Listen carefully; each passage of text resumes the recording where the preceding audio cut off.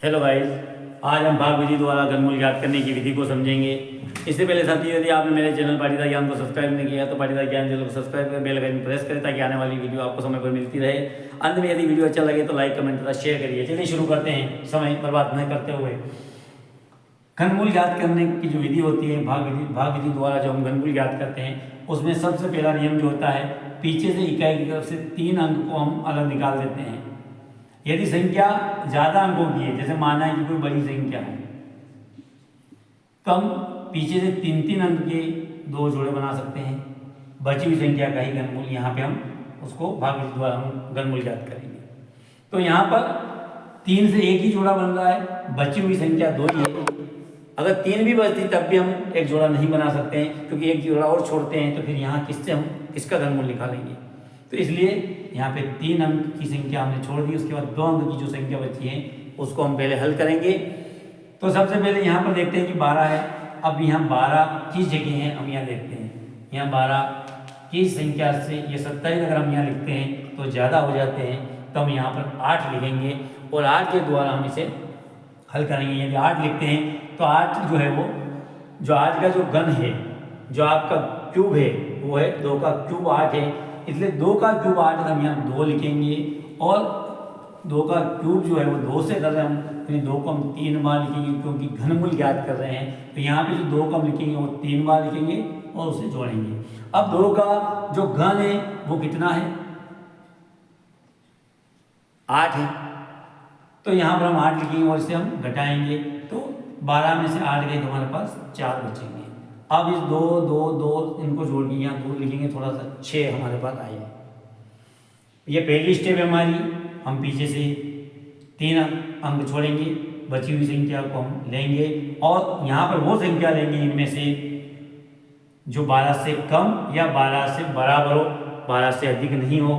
तो यहाँ हम देखते हैं कि 27 12 से अधिक होते हैं, तो हम 8 क्या लेते हैं और 8 के आगे हम देखते हैं 2 जो है वो 2 का घन 8 है, तो हम यहाँ 2 लिखेंगे और उसका जो घन आएगा वो हम यहाँ लिखेंगे 8, और उसको घटा करके हमने जो संख्या यहाँ लिखी थी उस संख्या को हम यहाँ लिखेंगे। अब उसके बाद ये जो जोड़ा हमने हटाया था 3 अंक का, उस ऐसे को पूरे को हम यहाँ पे उतारेंगे, पूरा जोड़ा उतरेगा। इसमें से कोई भी अंक 1 अंक या 2 अंक ही उतरेंगे, पूरा जोड़ा 167 का नीचे उतारेंगे।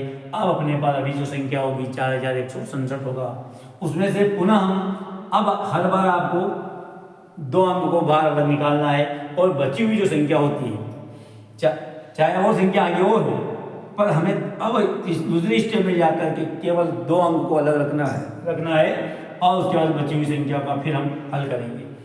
तो यहाँ पर हम जो संख्या हमने यहाँ लिखी थी, अब यहाँ जो बची हुई 2 संख्या लेने के बाद 2 अंक निकालने के बाद क्या बच रही हैं उस संख्या को हम एक अलग रफ में लिखेंगे और एक बटे में लिख देंगे। ये हमें विशेष ध्यान रखना है कि जो 2 अंक हमने अलग निकाल दिए उसके बाद जो बची हुई संख्या उसको यहाँ लिख देंगे और जो बची हुई संख्या उसके जस्ट सामने नजर डालो क्या लिखा हुआ है वो उस पर नीचे लिख देंगे। और ये 6 जो है ये 6 3 से प्राप्त हुए, 2 2 2 से प्राप्त हुए, वही 2 यहाँ है, अर्थात इस 6 का गुणा 2 से कर लेंगे, यानी हम 41 लिखेंगे, यहाँ उसके नीचे ये लिखेंगे और उस 6 से हम फिर इसका गुणा करेंगे। इस क्रम में हम चलते जाएंगे, एक क्रम पकड़ना है। 41 फिर बटे में 6 और फिर उसके गुणे में 2 लिखना है। ये क्रम हमें नहीं भूलना है, चाहे कौन सा भी भाग विधि का घनमूल ज्ञात करना हो। अब इसका हम गुणा कर लेंगे। 41 तो यथावत है, बटे में 6 दूनी 12 और इसका ऐसी संख्या से भाग देंगे अपन, और भाग वो देंगे जो पूरी संख्या कितनी बार करती है, 12 या 36, 12 चौके 48 ज़्यादा हो जाते हैं, तो हम 12 या 36 लिखेंगे। अब दशमलव के बाद की संख्या से हमें घनमूल ज्ञात करने में हमें आवश्यकता नहीं होती है, पूरी संख्या जो आती है उसी को हमें ध्यान रखना है। हमारे पास पूरी संख्या 3 आई है, तो वो 3 हमें यहाँ लिखना है, यानी डायरेक्ट हम यहाँ भी करना चाहे और यदि यहाँ नहीं करना चाहे डबल 2 6 12 करके यहाँ करना चाहिए, 3 हमें यहाँ लिखना है। अब हम जो हल करेंगे, जो हमने ये तो आपको मैंने समझाने के लिए लिखा था, अब जो हम हल करेंगे वो जो 3 उत्तर आए वो इसके आगे लिखेंगे। हमने जो उत्तर प्राप्त किए वो हमारा 3 इस तरफ आया था, फिर बटे में हमने 6 लिखा था, फिर हमने उसके गुणे में 2 लिखा था और इससे जो उत्तर आए हैं वो इस 41 के सामने ही हमें लिखना है। ये भी हमें याद रखना है, जो उत्तर प्राप्त होते हैं वो जो 3, वो हमें 41 जो संख्या है उसके सामने ही लिखना है, ये भी हमें याद रखना है। अब हम आगे देखते हैं। अब जो उत्तर आया अपने पास, अब आगे अगली स्टेप जो होती है वो क्या होगी ये देखना हमें। अब सबसे पहले ये 6 लिखे, जो आपको ये समझ में नहीं आता था यहाँ देख लीजिए। अब ठीक इसका उल्टा, हमारे पास 6 थे, फिर गुणित 2 थे। अब इन दोनों से काटा पीटी करने से क्या प्राप्त हुए, 3 प्राप्त हुए, उसको भी हम गुणा में लिख देंगे। ये इसको समझना है आपने को, बाकी दिमाग हमें नहीं लगाना है। हमारे पास 6 में 12 आए थे, हमें इसको काटने के लिए काटने पर 3 प्राप्त हुए, उस 3 को इसके साथ जोड़ दो, उसको ऊपर ले आओ। 6 गुणित 2 नीचे थे, अब हमें ऊपर लाना और जो 3 प्राप्त हुए उसको उसके गुणे में आगे बढ़ा देना है, और उसका जो गुणा करने पर प्राप्त होता है वो हमें यहाँ लिखना है। 6 दूनी 12 और 12 36 हमारे पास आए, और उसके पीछे 2 जीरो हमें इस 2 संख्या को जो अंडरलाइन कर रखी इसके 2 अंकों के बदले में हमें 2 जीरो हमेशा लगाना है। हर घनमूल में ये नियम है, इसका भी हमें ध्यान रखना है। अब हमारे पास प्रकार गुणा करने पर 36 आए, 2 जीरो इसके बदले में रखा था, हमारे पास 36 हो गए। अब इसकी अगली स्टेप जो है वो है ये 3, हमने फिर घनमूल याद करें 3 बार लिखना रहता है। अब इन संख्याओं का आपस में गुणा करेंगे, यानी सबसे पहले तरसर में 3 का गुणा करेंगे। 3 तरी 9, 2 9 6 त्रिया 18, 3 तरी 9, 3 6 18। फिर इसका गुणा फिर इस 3 से करेंगे तो यहाँ हो जाएगा 9 27 के साथ 2, 8 या 24 26 के 86 2, 3 एकाउन 3 और 2 80 के 5, 567 जो उत्तर आए वो इसके नीचे हम लिख देंगे। ये कहाँ से आए, पहली स्टेप मैंने कहा था आपको 6 गुणित 2 और इसके बाद जो भाग है वो 3, तीनों का मिला 36 आए। उसके बाद 2 जीरो इसके बदले में यहाँ लगाना है, और उसके बाद अगली स्टेप है इनका कर्सर का गुणा 3 से, जो उत्तर है उसका गुणा फिर 3 से, और जो उत्तर आते हैं वो फिर इसमें जोड़ देंगे हम। अब हमारे पास जो उत्तर आएंगे वो होगा 4167। यहाँ पर भी 4167 हमें प्राप्त हो गए हैं। यदि यहाँ की जो ये संख्या इससे अधिक आती तो फिर इस जगह हम 3 न लेते हुए हम 2 लेकर इस सवाल को हल करते हैं। जो यहाँ आंसर है उससे कम लेकर के हल करते। यदि यहाँ पर ये संख्या इससे अधिक आती तो हम फिर यहाँ 3 की जगह 2 लेते हैं। यह भागफल का नियम है। तो हमें 3 लेने से पूरी बराबर संख्या प्राप्त हुई, जो संख्या हम यहाँ लिख देंगे और हमारा आंसर क्लास में कुछ नहीं बचेगा।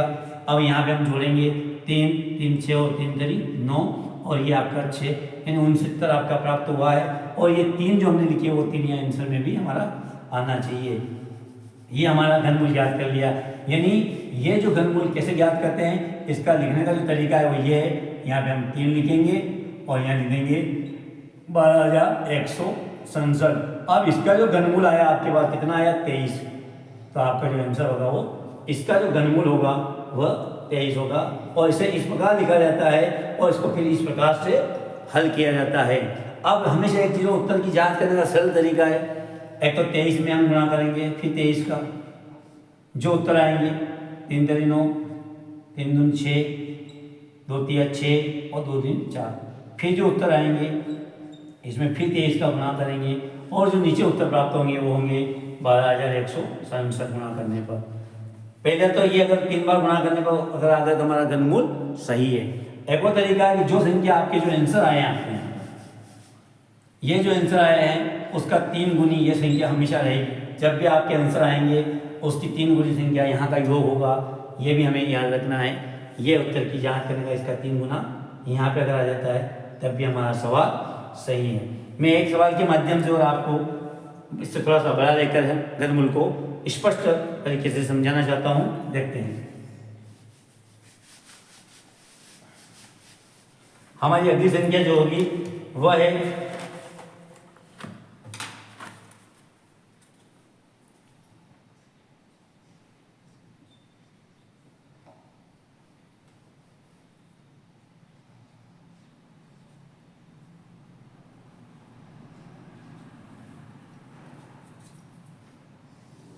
इस सवाल को मैं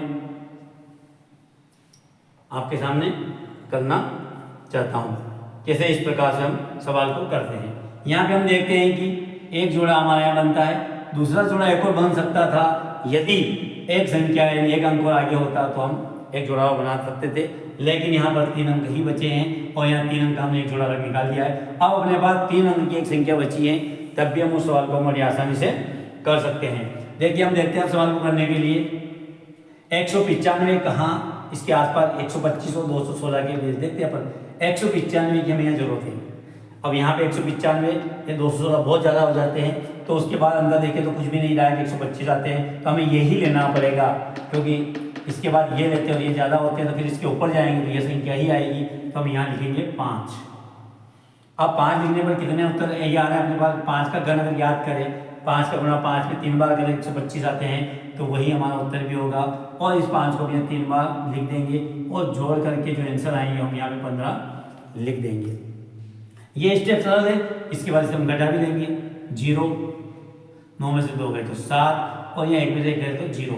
अब हमारा ये जो जोड़ा है ये पूरा का पूरा यहाँ उतारना है 112 का। अब हमारे पास जो संख्या बचेगी वो होगी 70,112। देखिए अब 70,112 मैंने बताया था इससे पहले वाले सवाल में कि हमें अब उसके बाद दो अंक को ही अलग निकालना है। अब हम इस 2 अंक को अलग निकाल लेंगे, उसके बाद ये पूरी संख्या को हमें लेना है, 701 को पूरा लेना है। अब अलग हमें केवल 2 अंक निकालना है। अब हमारी जो तरीका है वो क्या है, यहाँ 700 मैंने कहा था 700 लिख दो, जैसे इससे पूर्व सवाल में मैंने 41 लिखा था। अभी 0 से हमें कोई लेना देना नहीं है। अब 701 निकाल दिए, बटे लगाकर उसके सीधा सामने देखो क्या दिख रहा है आपको, ये हमें बताया था मैंने, क्या दिख रहा है इसके सामने 15, तब इसके नीचे 15 लिखेंगे, गुणित करके ये क्या है 5 वो लिखेंगे। मैंने बताया था इससे यूँ करके कि आपको ये संख्या लिखने के उसके सामने वाली संख्या और उसके गुणे में ये दोनों नीचे लिखेंगे। अब हम इसको हल करेंगे, 701 गुणित 15 का 75। अब इसको काटेंगे तो ये 9 बार कटेगा। देखिए 75 नमे कितने होते हैं हम देख लेते हैं। 75 नमे 9 बाली 45 की 5 4 9 7 7 63 64 65 66 और 67, 675 उत्तर आएंगे। और अगर हम 10 बार करेंगे तो 750 हो जाएंगे यहाँ पर, जबकि 750 नहीं है तो हमारा वो कितनी बार भाग गया, 9 बार कटेगा। और दशमलव की बात की संख्या से हमें कोई मतलब नहीं है, हमें 9 बार भाग गया है। अब जो दशमलव में आएगा उससे कोई काम नहीं है। अब हमें 9 याद रखना है कि 9 बार गया है। अब उसके बाद क्या होगा कि ये 9 बार हमने काटा, 9 बार गया। अब अगली स्टेप क्या होगी हमारा ये देखना है। पहले 15 का गुणा, अब मैंने इससे पहले वाले में बताया 6 का गुणा 2 से करके जो उत्तर है वो कर दो। तो यहाँ आपको क्या करना है, 15 गुणित 5 गुणित इन सब के काटा पीटी से हमने क्या प्राप्त किया वही हमें यहाँ लिखना है। इन दोनों को लिख करके ये वाली संख्या को हमने इसके आगे गुणा करना है। फिर इसका गुणा करेंगे हम तो 15 बार 75 हो जाएंगे और 75 में 9 का गुणा करेंगे।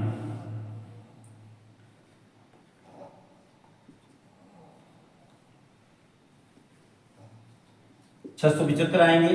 वो जो 675 आए हैं आपके पास, उसके आगे जो हमने 2 अंक छोड़े थे उसके बदले हम 2 जीरो लगा देंगे, तो हमारे पास जो संख्या होगी वो होगी 67,500। अब जो 67,500 हमारे पास जो प्राप्त हुए 67,500, उस 67,500 की एक संख्या और जोड़ना है। वो अब क्या है वो बताता हूं। हमने 9 से गुणा किया तो वो 9 यहाँ आएंगे। अब 159 में 9 से किया तो 9 को 2 बार वो लिखेंगे, जैसे हमने यहाँ 5 का लिखा है, इसमें ये सिस्टम है। अब इसमें 159 में 9 का गुणा करेंगे अपन।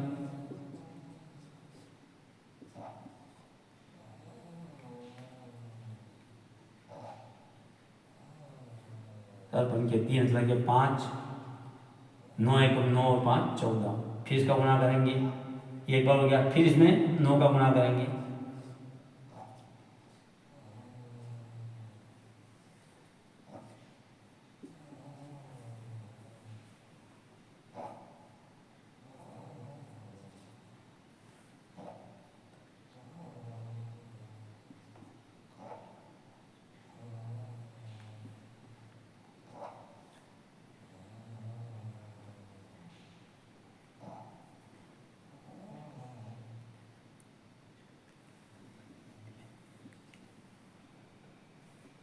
बारह 12,879 अपने पास बचेंगे। तो यहाँ लिख देंगे, इसको यहाँ छोड़ेंगे 12,879। अब अपने पास संख्या होगी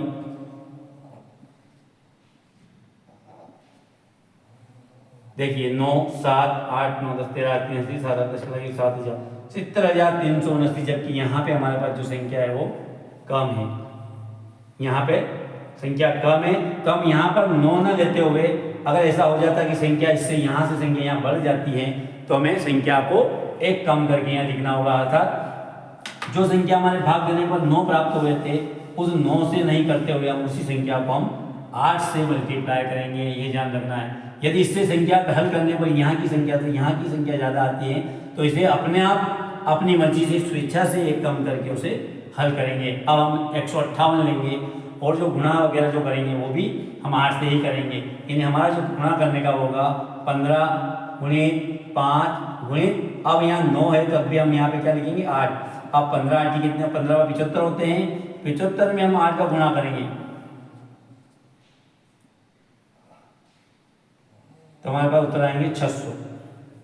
ये 600 हम यहाँ लिख देंगे। अब 600 लिखने के बाद हमें 2 अंक और ये जो थे इस 2 अंक के बदले में हम 2 जीरो लगाएंगे ना, अपने पास संख्या हो गई 60,000। अब हम 8 के हिसाब से हमने ये एक संख्या प्राप्त करी। अब दूसरी संख्या प्राप्त करने के लिए क्या करेंगे, ये 8 यहाँ पर भी लिखेंगे, ये 8 यहाँ पर भी लिखेंगे। अब क्या करेंगे 158 हम 8 का गुणा करेंगे, मल्टीप्लाई करेंगे। तो हम गुणा करके देखते हैं 8 64 की 4 ऐसी लगे 6, 8 40 40 और 6 46 की 6 ऐसी लगा 4, 8 एकम 8 और 4 12। फिर इसमें हम फिर 8 का गुणा करेंगे एक बार और 8 8 32 के 2 हासिल लगा 3, 8 48 और 3 51 की 1 हासिल लगा 5, 8 जून 16 और 5 21 का 1 हासिल लगा 2, 8 एकम 8 में 2 10, यानी 10,112 अपने पास ये जो दूसरी स्टेप उससे प्राप्त होते हैं 10,112। इन दोनों को हम जोड़ लेते हैं 2 1 1 0 और 7 70,112 जो कि हमारे पास प्राप्त हो गए हैं। तो हमारा जो सवाल है पूरी तरह अब सही हो गया है, यानी 9 हमारा भाग देने पर तो प्राप्त होता है, हमें करना भी 9 से ही है, लेकिन 9 से हल करने पर यहाँ की संख्या इस संख्या से ज़्यादा प्राप्त हो जाती है, तो फिर हमें एक संख्या कम लेके उसे हल करना है, तो वो संख्या आपकी निश्चित रूप से आ जाएगी। तो अपने पास प्राप्त होते हैं 70,112। अब इसको हम घटाएंगे तो यहाँ पर कुछ नहीं बचेगा अपने पास।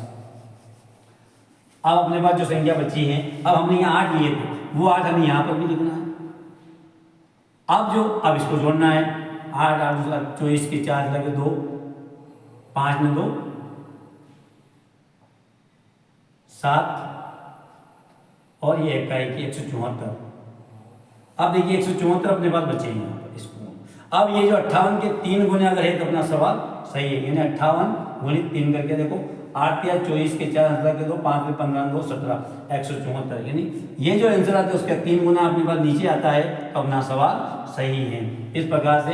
और इसका जो सवाल का जो लिखने का जो तरीका है आपका, इस सवाल का जो घनमूल हमें निकालना है, तो सवाल इस प्रकार लिखा हुआ रहता है कि यहाँ पर लिख करके यहाँ घन लिख देते 3 लिख देते क्यूब, और यहाँ लिख देंगे अपन 1,95,112। इसका जो आंसर आया, जिसका जो घनमूल आया है वो आया आपका 58। तो ये प्रश्न है आपका जिसका आंसर इस प्रकार लिखना है आपको, 58 इसका आंसर है। परीक्षा में इस प्रकार से आपका लिखा हुआ रहेगा और लिखा रहेगा भाग विधि द्वारा घनमूल ज्ञात कीजिए। तो साथियों, ये घनमूल निकालने की ट्रिक आपको कैसी लगी कमेंट में बताएं, और वीडियो अच्छा लगे तो लाइक कमेंट तथा शेयर करिए। धन्यवाद।